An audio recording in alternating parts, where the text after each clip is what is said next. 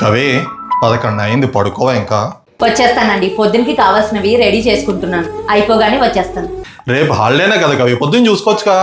అదేంటో రోజు 10 సార్లు లేపినా లేవని పిల్లలు హాలిడే రోజు మాత్రం పొద్దున్నే లేసి అమ్మా ఆకలి అని అంటారు. అందుకే సరే, రేపు ఏమీ చేయకో, రోజంతా బయటే తిరుగుతాం, బయటే తిందాం. ఎందుకంటే అనవసరమైన ఖర్చు.